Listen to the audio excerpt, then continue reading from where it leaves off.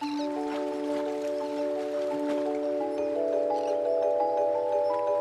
reality of someone walking through the front door of a restaurant with a basket of fish, saying, here's what came from the port, and the chef saying, oh, well, I'll fillet it and cook it with care and serve it to some guest who's sitting in the dining room, is almost a fantasy. And yet, it's that dream that is being realized through an organization like Dr. Dish.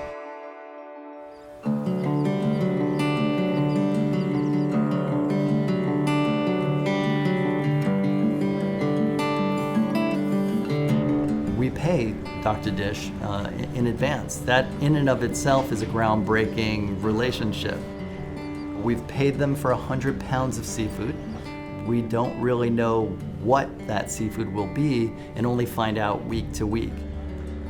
You surrender your right to ask for anything. So you can no longer say, I want swordfish, or I want tuna, I want salmon, I want shrimp, all the things that people want. There's no more I want.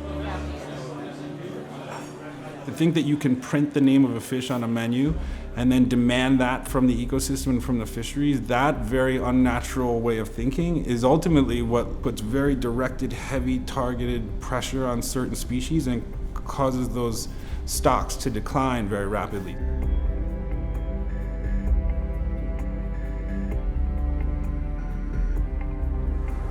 The fishermen are making decisions about what's most abundant in the local ecosystem. It actually turns our system on its head.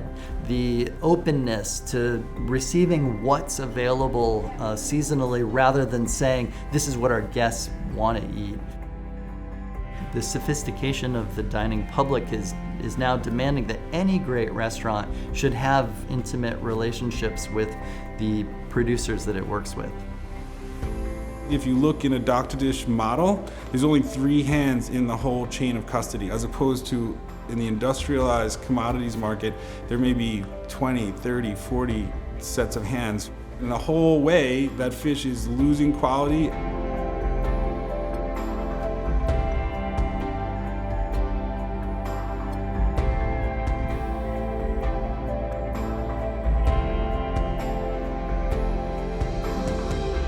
If you have accountability and you actually know the source, this whole cascade of benefits comes from that. So you see it in the way that Dr. Dish fishermen behave and the way that they care for the environment and for their fish, and essentially being connected to the provider and the consumer, having a direct line of vision and a relationship in that space. Once we figured out that the model worked, it began to scale very quickly, and now we've got Dr. Dish restaurant supported fishery programs expanding all throughout North and Central America.